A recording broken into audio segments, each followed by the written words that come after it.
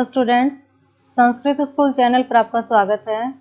व्याकरण भाग में आइए पढ़ते हैं व्यंजन संधि के बारे में जानेंगे। व्यंजन संधि जिसे इंग्लिश में कॉन्सोनेंट ज्वाइनिंग कहा जाता है।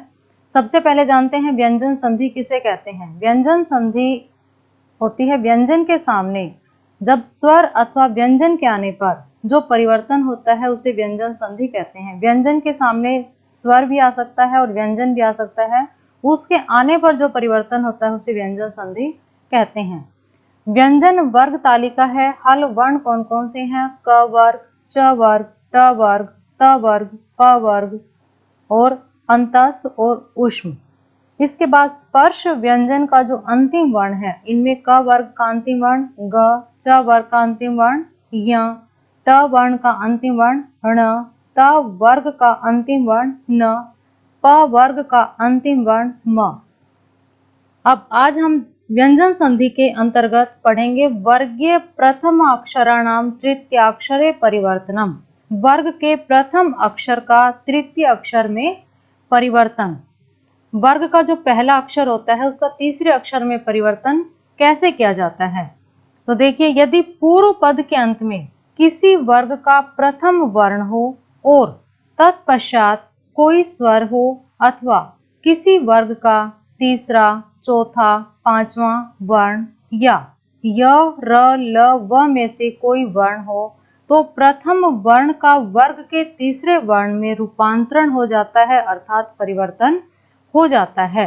यदि पूर्व पद के अंत में किसी वर्ग का प्रथम वर्ण हो, पूर्व पद के अंत में किसी वर्ग का प्रथम वर्ण हो और उसके पश्चात कोई स्वर हो या फिर किसी वर्ग का तीसरा, चौथा, पांचवा वर्ण हो या य, र, ल, व में से कोई वर्ण हो तो प्रथम वर्ण का उसी वर्ग के तीसरे वर्ण में परिवर्तन हो जाता है। जैसे क के स्थान पर हो जाएगा ग, क, ख, ग तीसरा वर्ण है ये। च के स्थान पर हो जाएगा ज, च, छ, ज। ट के स्थान पर हो जाएगा ड, ट, ठ, ड। त के स्थान पर हो जाएगा द। त के बाद त का जो तीसरा वर्ण है वो क्या है? त, थ, द। प के स्थान पर हो जाएगा ब, प, फ, ब। उदाहरणों के माध्यम से जानते हैं। पद है वाक और पद है, फिर अंतिम वर्ण है, फिर पूर्व वर्ण है, फिर है पद और संधि युक्त पद। अब देखिए, सबसे पहले पद है वाक। इसमें वाक में अंतिम वर्ण क्या है? क। और इधर है दानम शब्द है, जो पदम है उसमें दानम शब्द है। इसका पूर्व वर्ण का मतलब होता है पहला वर्ण, क्या है? द। तो वाक का जो क है इसके स्थान पर हमें इसी वर्ग का तीसरा वर्ण करना है। तीसरा वर्ण हो जाता है वो क्या है? क, ख, ग। वाक क के स्थान पर क्या हो जाएगा? ग हो जाएगा। क हलंत है इसलिए ग भी हलंत होगा। आधा ग आएगा तो वाक दानम। क को काट देंगे, क के स्थान पर हो जाएगा आधा ग और वाग दानम बन जाएगा। इसी तरह से दिक प्लस गज है।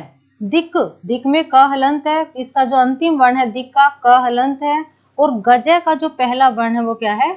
ग हलंत है। तो दिक क के स्थान पर क्या करेंगे हम? ग हलंत हो जाएगा, दिक गजह शब्द बन जाएगा। क का तीसरा वर्ण क्या है? ग। इसी तरह से जगत प्लस बंधु। जगत में त हलंत है, अंतिम वर्ण है त और बंधु का पहला वर्ण क्या है? ब हलंत।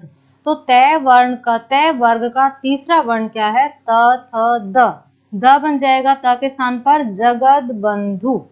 इसी तरह से तत् प्लस धनम। त का अंतिम वर्ण क्या है? तत् का अंतिम वर्ण है त और धनम का पूर्व वर्ण क्या है? ध हलंत। तो त के स्थान पर क्या बन जाएगा? द बन जाएगा, तद धनम हो जाएगा। अच प्लस अंत है। स्वर के आने पर बताया था, स्वर के आने पर च को तीसरा वर्ण हो जाएगा। अच प्लस अच का अंतिम वर्ण क्या है? च और अंतः का पूर्व वर्ण क्या है? अ। तो च के स्थान पर क्या हो जाएगा? ज हो जाएगा। च, छ, ज अजंत है। इसी तरह से षट प्लस आनन्य है। षट का अंतिम वर्ण क्या है? ट और आनन्य का पूर्व वर्ण क्या है? आ। तो षट प्लस आनन्य क्या बन जाएगा? षडानन्य। जगत प्लस ईशः, अंतिम वर्ण क्या है? त हलंत, और ईशः का पूर्व वर्ण क्या है? ई। ये स्वर है। त को आगे ई है, दीर्घ ई है, तो त के स्थान पर हो जाएगा तृतीय वर्ण द, जगदीशः। दिक् प्लस अम्बरः, क को ग हो जाएगा दिगंबरः।